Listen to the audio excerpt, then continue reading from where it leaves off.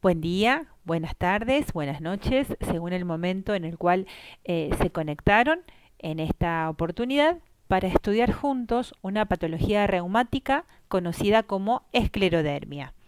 Los quiero acompañar durante el desarrollo de esta presentación clínica, pero ante todo quiero sugerirles el apoyo bibliográfico a través del manual SER, que es el manual de enfermedades reumatoideas que nosotros les sugerimos consultar, y les hago una sugerencia que lo busquen en el capítulo 46, porque no figura la patología esclerodermia en sí, sino que figura como esclerosis sistémicas, porque este tipo de presentación tiene variantes. Entonces, búsquenlo como esclerosis sistémica y ahí van a encontrar este tipo de presentación que nosotros le queremos desarrollar. También como guía, pero no fundamental, es el AMIR de reumatología. No digo que es fundamental más que nada porque no es como una ayuda de síntesis en cuanto a lo que es la patología. Pero en este caso, si bien yo tengo también el soporte del manual SER, quiero hablarles a través de la clasificación actualizada, a través de actualizaciones que nosotros nos valemos como docentes de cátedra, sin escaparme obviamente de lo que ustedes van a ver en el libro, pero es para que también actualicemos algunas estadísticas y algunas consensos o evaluaciones que se hacen en pacientes que presentan este tipo de patología. Así que tomamos viaje y arrancamos. Cuando nosotros estudiamos ciertas enfermedades, en este caso enfermedades reumáticas, la esclerodermia forma parte de este grupo. Y lo que uno tiene que plantearse a la hora de estudiar es ¿por qué lo tengo que saber? ¿Cuál va a ser mi futuro accionar en pacientes que presenten este tipo de patología? ¿Sí? Y hacer es un montón, porque cuando ustedes vayan descubriendo todas las situaciones en cuanto a lo que es las manifestaciones que van generando esta patología, ahí vamos a ir entendiendo cómo puede llegar a ser nuestro abordaje. Pero también es importante conocerla porque el trabajo es en equipo. Entonces es importante saber cómo lo mira un otro profesional desde su punto de vista en cuanto a su estudio para que nosotros podamos relacionar ese tipo de análisis de abordaje con el nuestro. Entonces, cuando estudiamos estas patologías, lo primero que tenemos que plantearnos es, qué significa, porque sabemos que es una enfermedad que está catalogada dentro de las enfermedades autoinmunes, pero no sabemos más que eso. Saber si esta enfermedad presenta clasificación, en este caso sí es así, y después cuál es el grupo epidemiológico más factible a presentar este tipo de patologías. Cuando leemos el título muchas veces nos orienta. Si fuese un apellido estamos un poquito más complicado, pero en este caso dice esclerodermia, esclero. Y yo sé, y estoy segura, que ustedes vieron esa palabra o la deben sentir familiarizada porque han estudiado patologías neurológicas en donde se habla de, donde aparece esta palabra esclero. Esclerosis lateral amiotrófica, por ejemplo, ¿sí? Esclerosis múltiple. Y recuerden qué significaba la palabra. Esclero significa endurecimiento. En este caso, lo que se ve es una induración a nivel de la dermis, es decir, que vamos a ver manifestaciones fibróticas o de endurecimiento en la piel. Por eso cuando uno la estudia a la patología, esclerodermia es una palabra de origen griego que significa piel dura, ¿sí? Y dentro de la esclerodermia se incluyen un grupo amplio de enfermedades cuya característica común es la fibrosis dérmica, que se van a manifestar principalmente como un endurecimiento a nivel de la piel. Vamos a ver que en algunos casos dentro de esta presentación aparece la esclerosis sistémica, que no es más que una fibrosis que además puede afectar y comprometer algunos órganos internos. Entonces, en base a eso, a esta forma de presentación la vamos a clasificar en dos grupos, una esclerodermia localizada y una esclerodermia generalizada, o lo que también se lo conoce como esclerosis sistémica, porque no solamente va a comprometer la piel, que es lo que se ve como algo bien destacable en esta enfermedad, sino que también compromete órganos internos, ¿sí? Y dentro del grupo epidemiológico, en el libro SER, les comparte que este tipo de presentación es una presentación que afecta predominantemente a las mujeres, en donde se ve una proporción de 4 por cada varón que lo puede llegar a presentar. Y el inicio de la enfermedad, si bien se puede dar en cualquier edad, dentro de los estudios epidemiológicos marcan una prevalencia, ¿sí?, frecuente en la quinta década de la vida, dentro de lo que son rangos de estudios, ¿sí?, epidemiológicos en una determinada población.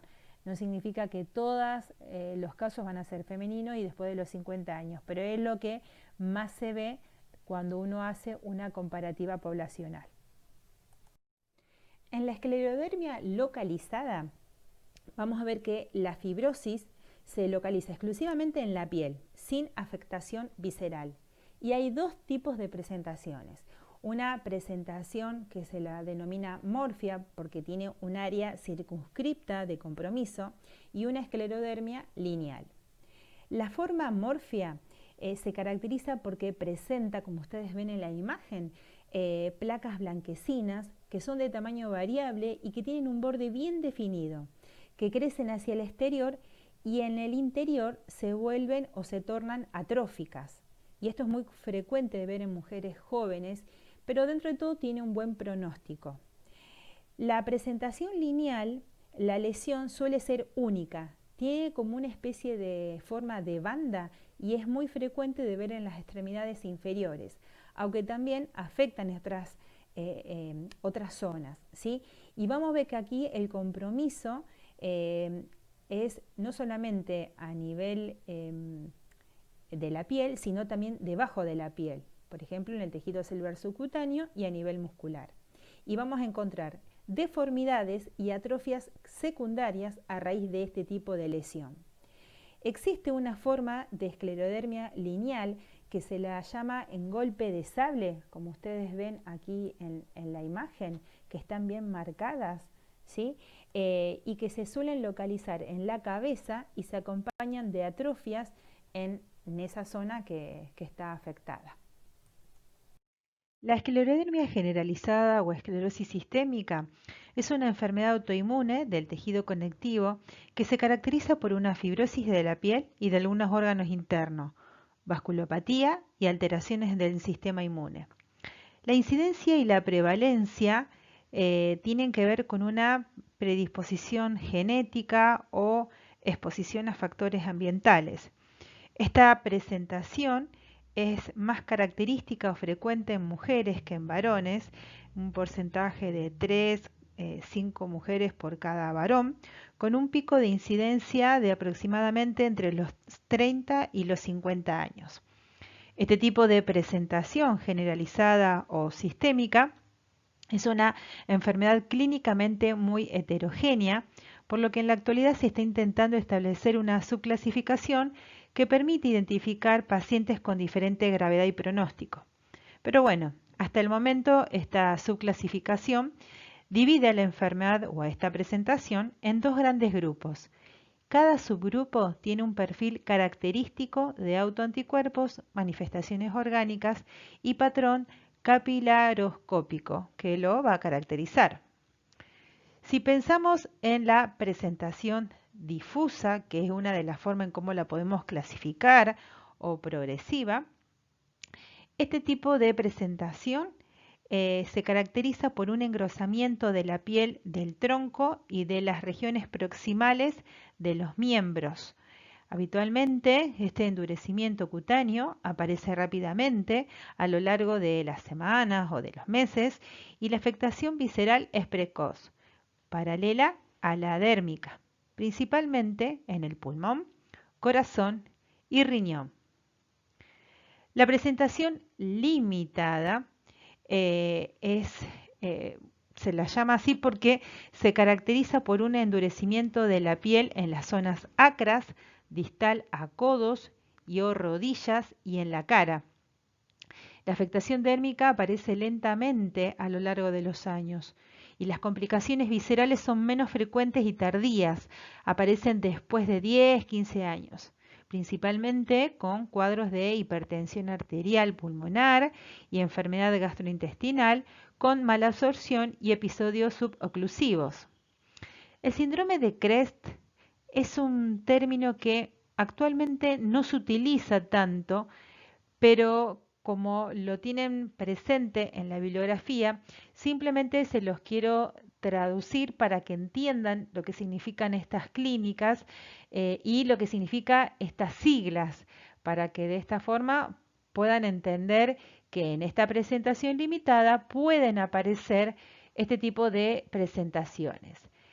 Esa sigla CRES, que son terminologías que están en inglés, pero vamos a tratar de traducirlas, tienen que ver la C con la calcinosis, la R con el fenómeno de Raynaud, fíjense que está escrito en inglés, la E con disfunción esofágica, también está escrito en inglés, la S de esclerodactilia, también lo tenemos en inglés, y la T de telangiectasias. Siempre que estudiamos una patología, nos tenemos que preguntar por qué se produce, cuál es la causa. Entonces nos vamos a dirigir a entender la etiopatogenia. Sumado a lo que ustedes van a encontrar en el libro, yo les quiero aportar algunas actualizaciones que van a complementar lo que ustedes puedan leer a través del estudio que van a realizar. Entendemos que la etiopatogenia dentro de los artículos científicos manifiesta que en realidad es desconocida, no hay alguna fundamentación específica, pero sí sabemos que hay alteraciones en 3 niveles. Por un lado, a nivel del endotelio vascular, por el otro lado, a nivel de la matriz extracelular o el tejido conectivo, y también en el sistema inmune. En cuanto a las causas, hay postulados que hablan que pueden ser factores genéticos dentro de lo que se ha descrito, como también ambientales. Entre los ambientales está la exposición al sílice, a las resinas, a solventes orgánicos, a infecciones, fundamentalmente a citomegalovirus y parvovirus B19, que son los que se ven dentro de las bibliografías, los cuales fueron estudiados cuando se analizaron personas que padecían esta patología. En cuanto a la genética, el complejo mayor de histocompatibilidad de clase 2 fue el que ha sido más asociado con la frecuencia de esta enfermedad. No nos olvidemos que el género femenino es también otro factor genético importante. En cuanto a esas alteraciones que yo les comenté, si analizamos el endotelio vascular, fundamentalmente el daño que se produce a nivel vascular, vamos a ver que esto se genera por la proliferación de la íntima, que es una de las alteraciones iniciales en la patogénesis de la esclerodermia y que afecta principalmente a las pequeñas arteriolas. Esta afección va a ser mediada por citoquinas y quimioquinas que van a ser producidas por linfocitos activados y por anticuerpos contra esas células endoteliales. Por lo tanto, la respuesta inflamatoria va a estar mediada, por un lado, por estos linfocitos, fundamentalmente linfocitos T, CD4, como también una hiperactivación de las células B o linfocitos B, con producción de autoanticuerpos conocidos como los anticuerpos antinucleares, el antiesclerodermia 70, anticentrómero, anti-RNA polimerasa 1 y 3, entre otros. Estos autoanticuerpos que se han detectado en personas que padecen esta enfermedad y que van a ser los responsables de la clínica que va a presentar el paciente. El paso final de la patogénesis de la esclerodermia es la fibrosis y va a ser la responsable de todas esas manifestaciones clínicas que vamos a encontrar en la enfermedad. Esta fibrosis se puede exacerbar por alteraciones intrínsecas en los fibroblastos, que tiene que ver con una activación persistente de esos fibroblastos o inclusive fracaso en los mecanismos intrínsecos que regulan la actividad de los mismos. En cuanto a la alteración en el tejido conectivo o matriz extracelular, vamos a ver que existe una alteración de la regulación de los genes que sintetizan colágeno, principalmente de un factor conocido como factor de crecimiento transformante tipo beta, que se produce en grandes cantidades y aumenta la síntesis de esa matriz extracelular. Este factor de crecimiento transformante tipo beta es el que genera un aumento de crecimiento y diferenciación celular de esos fibroblastos. Y estos sintetizan un exceso de componente de matriz extracelular, como por ejemplo colágeno tipo 1, tipo 3, tipo 6, tipo 7, tipo 16, además proteoglicanos, fibronectina, laminina y fibrilina. Y la otra afectación tiene que ver con el compromiso del sistema inmune. Ese sistema inmune, en realidad se desconoce la causa que inicia la lesión, pero las evidencias actuales sugieren que el agente etiológico directamente o a través de mecanismos inmunes es el que daña a las células endoteliales y eso conduce a fenómenos inflamatorios y a la producción de anticuerpos, autoanticuerpos, capaces de activar a los fibroblastos.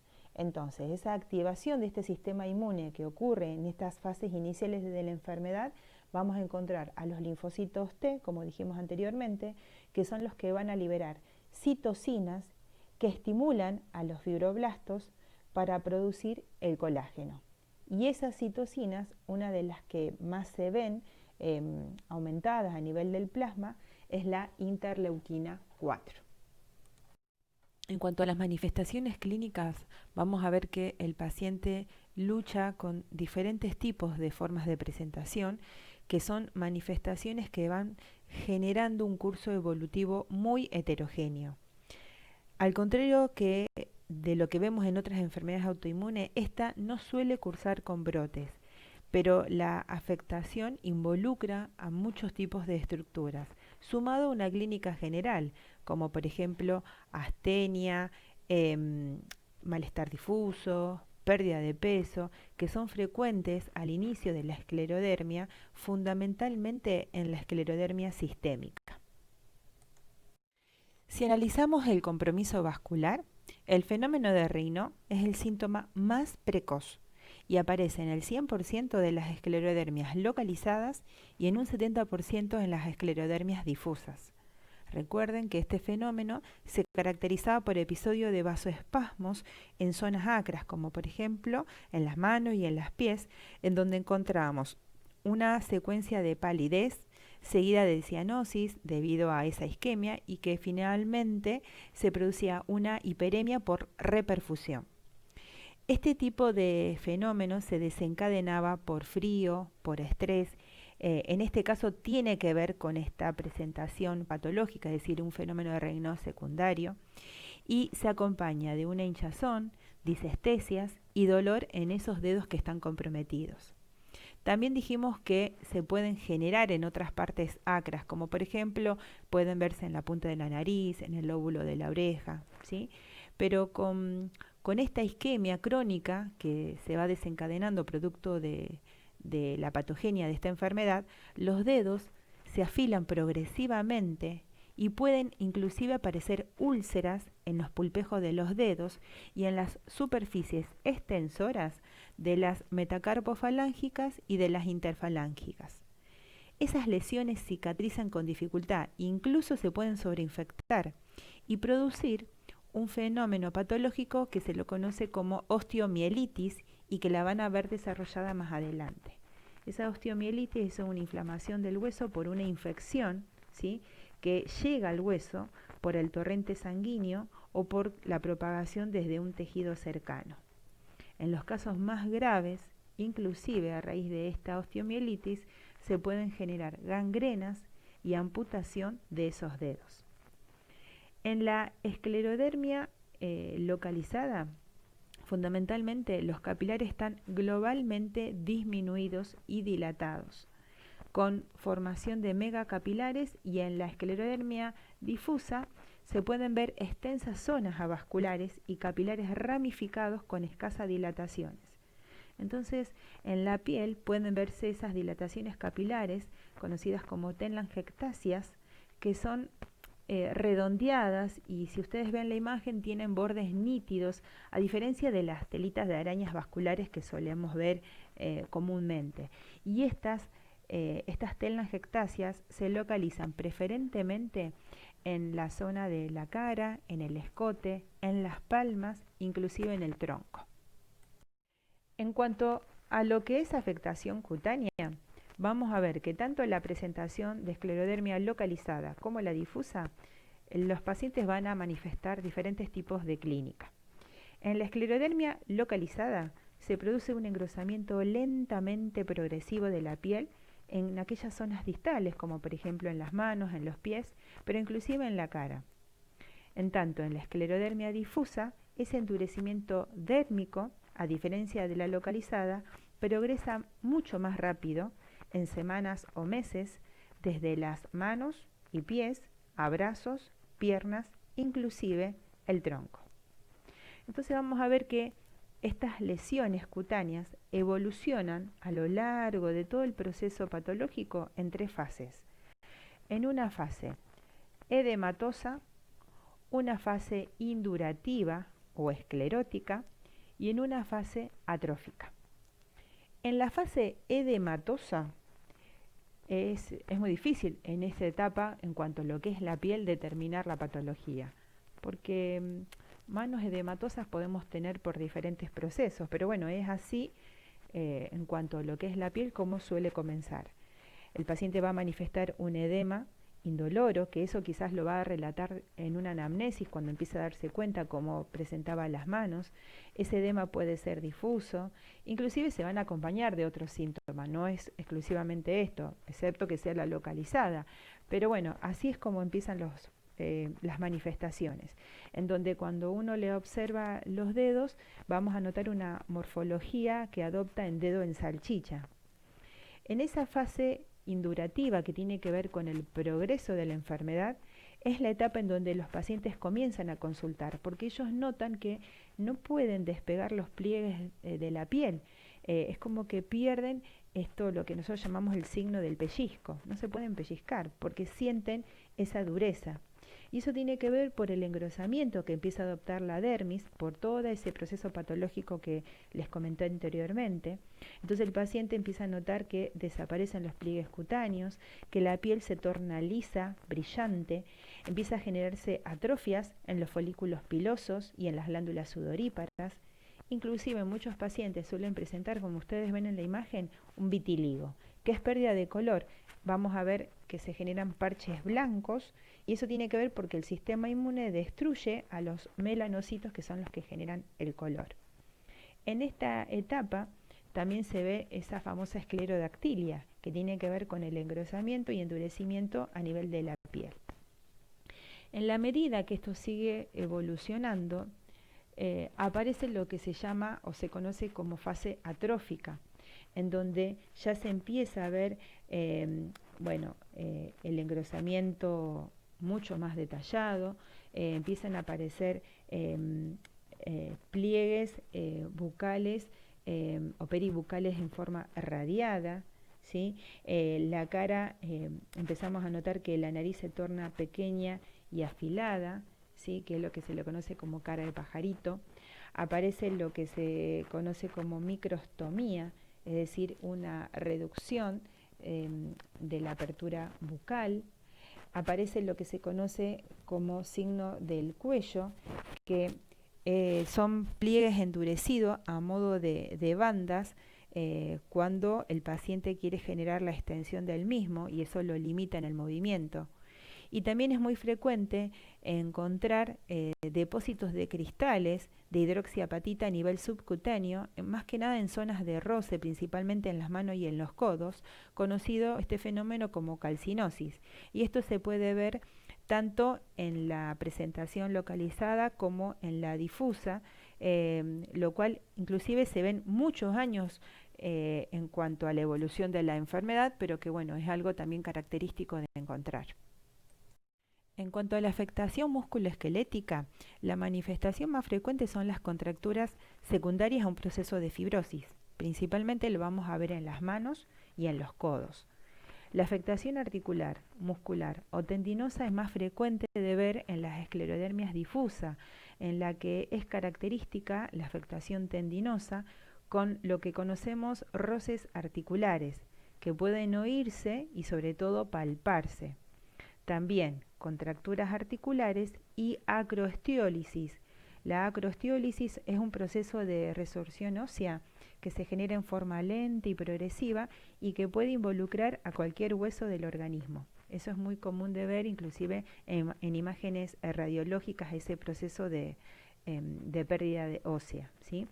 La afectación articular que se ve en estos casos aparece en un alto porcentaje, inclusive con clínicas como por ejemplo artralgias, rigidez matutina, ¿sí? Que se suelen ver en fases tempranas de la enfermedad. La artritis que manifiesta el paciente es muy similar a la artritis reumatoidea y se pueden originar erosiones hasta en un 40% de los casos según las estadísticas. La presencia de uno o más roces tendinosos es un factor de mal pronóstico porque generalmente cuando se ve esto también se ven asociados afectaciones grandes vasculares, alteraciones musculares, inclusive dentro de lo que es la parte orgánica, problemas renales. Esos roces afectan preferentemente a las vainas tendinosas de los músculos flexores de la mano, el tibial anterior y músculos peroneos, que es en donde más se suelen presentar. Por el proceso isquémico digital crónico, también se va a ver esta resorción ósea en la falange distal de los dedos, esto que yo les dije, la acroestiólisis, fundamentalmente en la esclerodermia que presenta ya una larga evolución y que inclusive ya se ven asociadas a las úlceras digitales. Y en cuanto a lo que es la afectación muscular, también lo que se ve mucho es una atrofia muscular, pero que tiene que ver por el desuso debido a este proceso fibrótico. Y en algunos pacientes, inclusive con pacientes que tienen la presentación de esclerodermia difusa precoz, se puede ver también el desarrollo de miopatías inflamatorias que son indistinguibles de la idiopática, es decir, que no la podemos distinguir. Por eso es importante, como primer punto, el diagnóstico diferencial para entender que es una esclerodermia y que no es una presentación en cuanto a una miopatía de la que ustedes han aprendido. Junto o posterior a la aparición de los fenómenos de Raynaud y compromisos cutáneos, es muy común de ver fundamentalmente en la esclerodermia difusa, es muy común ver afectaciones gastrointestinales y fundamentalmente a nivel del esófago y del esfínter anal. Si bien puede comprometer cualquier región del tubo digestivo, en estas dos zonas en donde más se suelen ver estos compromisos, porque en el esófago se afecta entre un 75 a un 90% de los pacientes desde el inicio de la enfermedad. Y lo que se ve es un estado de hipomotilidad del esfínter esofágico inferior y de los 2/3 distales del esófago. Entonces, interpreten de que cuando hay una hipomotilidad, esto va a condicionar al paso de los alimentos. Por eso el paciente va a tener disfagia para los alimentos sólidos, regurgitaciones, reflujo gastroesofágico, sensaciones de quemadura o ardor, es decir, pirosis, inclusive dolor a nivel retroesternal. Ese reflujo gastroesofágico puede inclusive complicarse con tos nocturna por el decúbito, neumonías porque hay una microaspiración, esofagitis erosivas, inclusive estenosis esofágicas y hemorragias. Y en cuanto a la afectación rectal, que se ve entre un 50 y un 70% de los pacientes, se produce una pérdida del tono muscular del esfínter anal interno y eso provoca incontinencia anal, lo cual obviamente termina condicionando la calidad de vida del paciente. Y en los casos más graves, inclusive se ha llegado a ver prolapso rectal. Pero también se encontraron otros hallazgos a través de estudios endoscópicos, como por ejemplo la presencia de telangiectasias en la mucosa gástrica, que cuando son muy abundantes y prominentes le ponen el nombre de estómago en sandía. También es muy común de poder encontrar ectasias vasculares gástricas antral, es decir, hemorragias gastrointestinales altas, que por esas mismas hemorragias se pueden producir anemias ferropénicas, porque hay un sangrado crónico o, bueno, esta hemorragia digestiva que se puede dar en forma aguda, pero en forma repetitiva. También se pueden generar hipomotilidad a nivel del intestino delgado, que eso se ve en un 40% de los pacientes, que puede ser asintomáticas o inclusive producir síntomas, como por ejemplo náuseas, vómitos, distensión, dolor abdominal, diarrea, mala absorción, e inclusive el sobrecrecimiento bacteriano. A nivel del intestino grueso, si se altera esta zona a nivel digestivo, lo más común de ver es un estreñimiento crónico, que muchas veces da lugar a la formación de divertículos colónicos y que inclusive se puede complicar con cuadros de oclusión a nivel intestinal. Pero las complicaciones más nefastas en cuanto a fases avanzadas de la enfermedad son las conocidas neumatosis intestinales quísticas, es decir, la presencia de gas en las paredes intestinales con disección que se producen en estos niveles y el riesgo de perforaciones. Y eso es lo que inclusive puede determinar cuadros de peritonitis o complicaciones bastante importantes. La afectación a nivel pulmonar es la principal causa de mortalidad en los pacientes con esclerodermia, más frecuentemente en la esclerodermia difusa y más grave aún si el paciente es fumador. En cuanto a la clínica, estos pacientes cursan con disnea de esfuerzo, tos seca, síntomas que pueden ser escasos o nulos cuando la afectación es incipiente o insidiosa, aunque en algunas ocasiones puede ser mucho más progresiva. En la exploración se van a destacar crepitantes secos de predominio basal y cuando la enfermedad avanza pueden aparecer cuadros de hipertensión pulmonar, incluso un cor pulmonale desde un punto de vista secundario. Entonces también podemos encontrar a través de estas imágenes, podemos ver cuadros de fibrosis que compromete obviamente la clínica respiratoria. También pueden haber cuadros entonces de hipertensión arterial pulmonar, que se ve sobre todo también en la esclerodermia, inclusive en la localizada de larga evolución.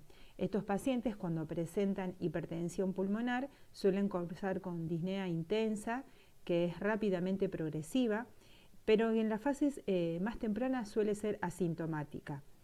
Este tipo de presentación se asocia a un mal pronóstico porque el aumento de la presión en la arteria pulmonar puede generar o conlleva a una hipertrofia en el ventrículo derecho y por lo tanto una disminución del gasto cardíaco que finalmente termina generando una insuficiencia cardíaca, incluso la muerte.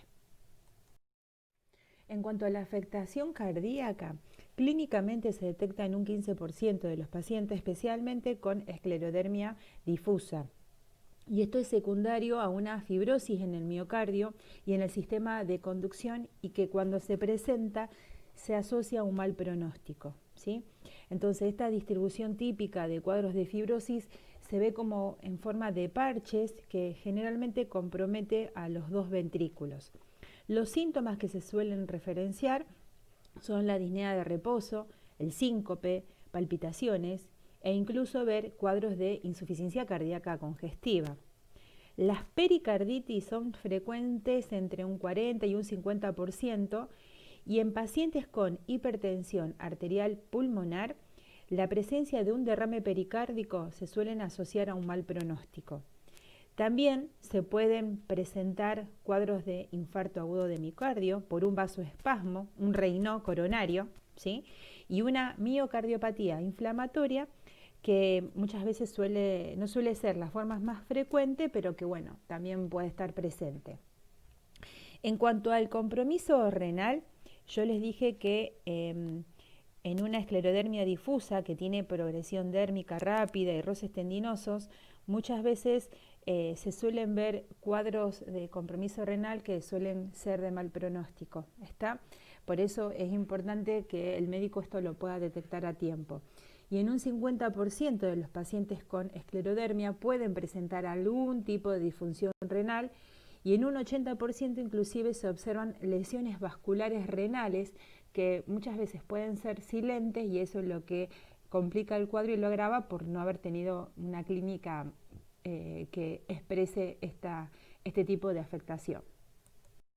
En cuanto a las afectaciones neuropsiquiátricas, tienen que ver con compromisos en arterias de pequeño tamaño y de la microcirculación, que se va a manifestar en forma de accidentes isquémicos transitorios, accidentes cerebrovascular agudos, alteraciones neuropsicológicas con pérdida de funciones cognitivas, inclusive cuadros demenciales.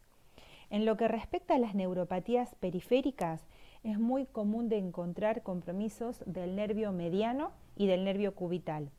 Y en cuanto a la afección de los nervios craneales, tiene mucha particularidad el compromiso del nervio trigémino, que suele ser bilateral y fundamentalmente se suele comprometer la rama inferior del trigémino.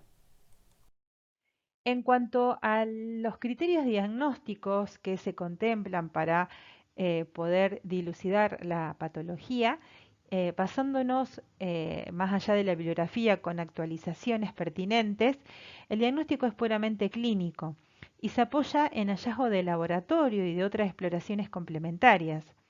En las etapas tempranas, la enfermedad supone un reto diagnóstico, porque las alteraciones cutáneas características de la esclerodermia no están todavía presentes en muchos casos.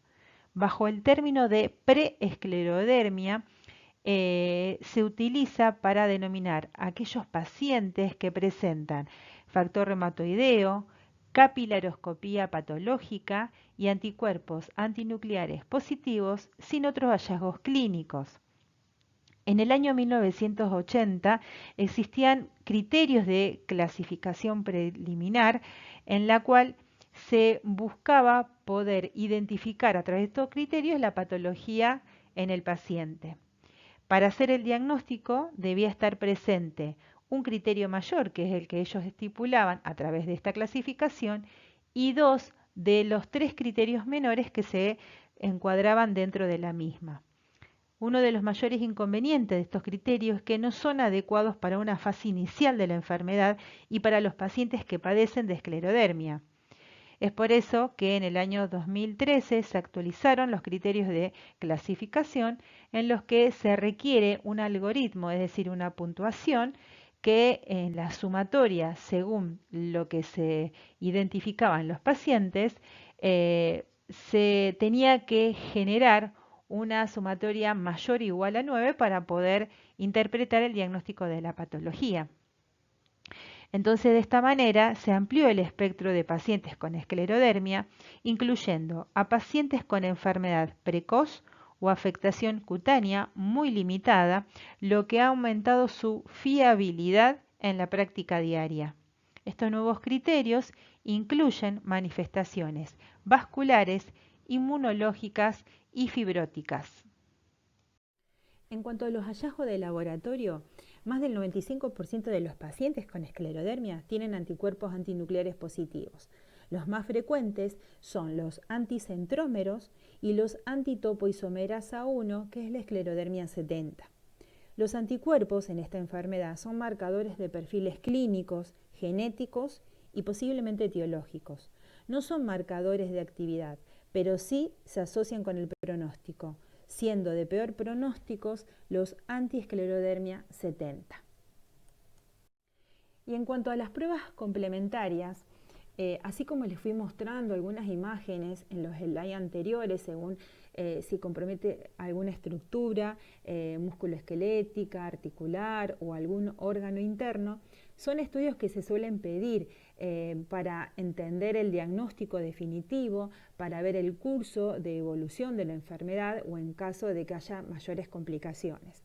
Entendemos que estos estudios también se van a ir generando en la necesidad del paciente y en la medida que se vayan necesitando, porque muchos de ellos son estudios muy complejos, muy costosos, pero si la situación lo amerita, muchas veces se suelen solicitar.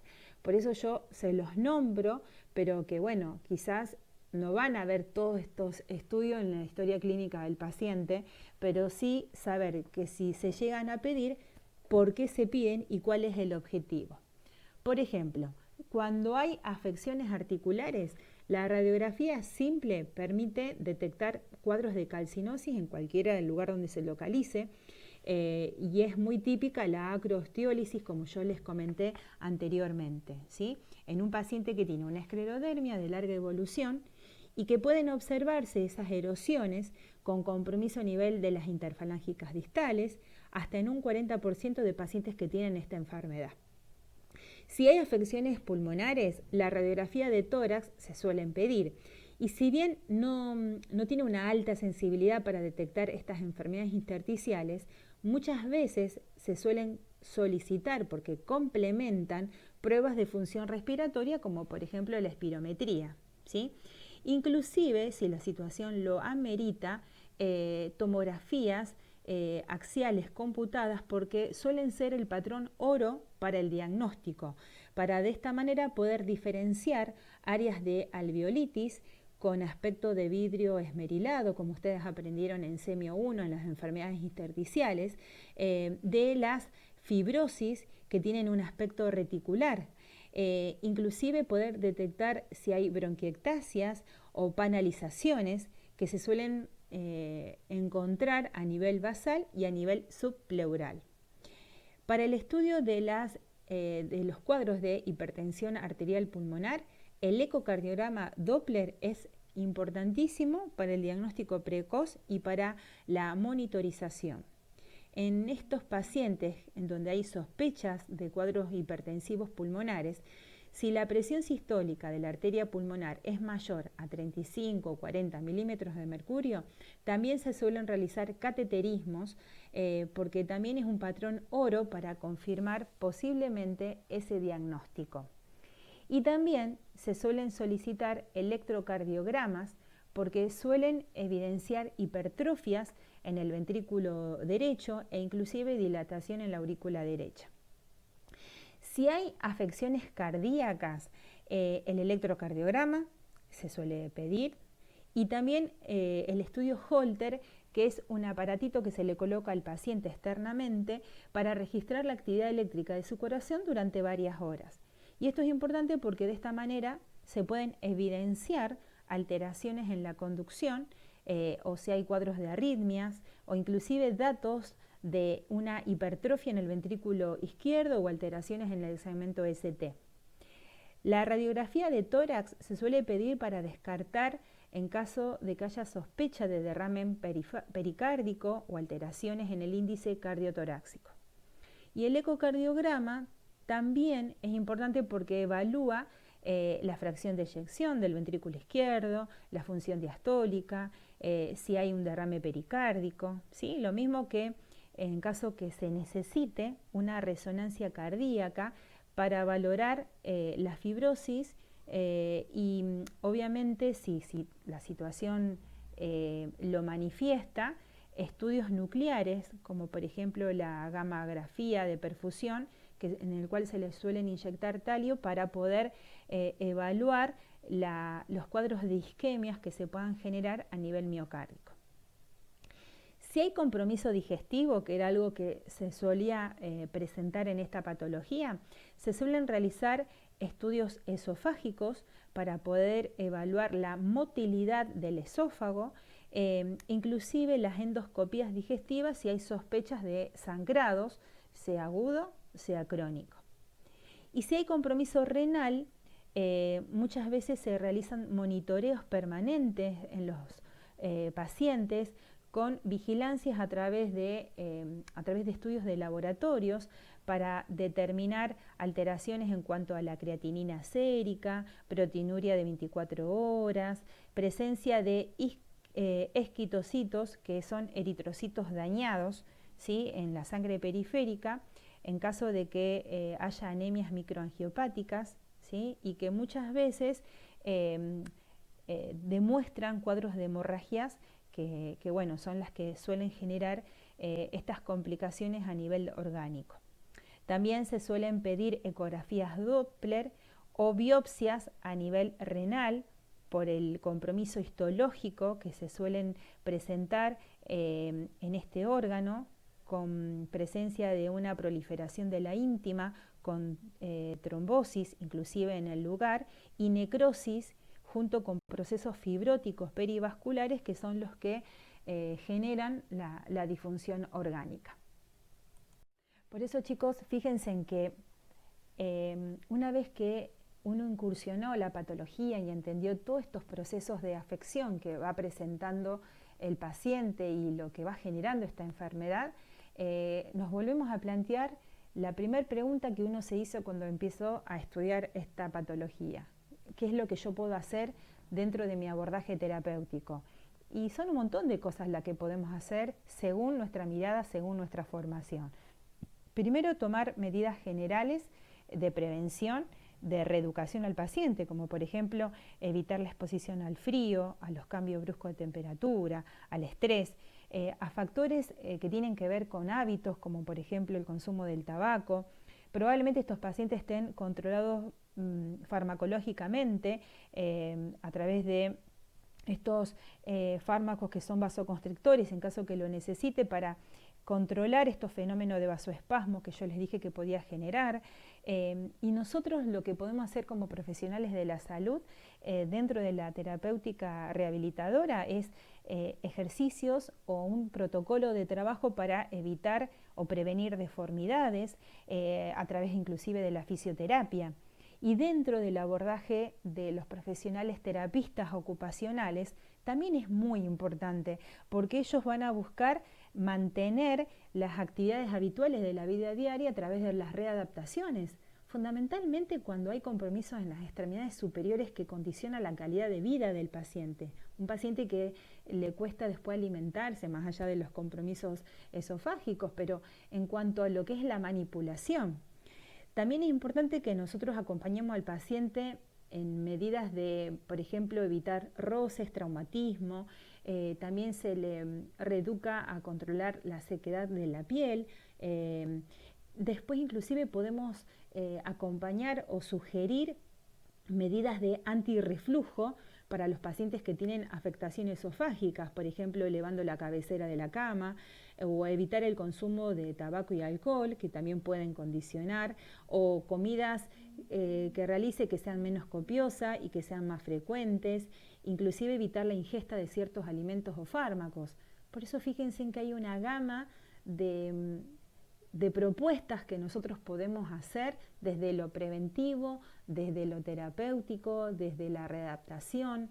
Es cuestión de pensar, interpretar, justificar, siempre y cuando yo tenga esta validez científica en cuanto a los compromisos que va presentando estos pacientes según su gravedad, y que es muy importante nuestra mirada y nuestro acompañamiento.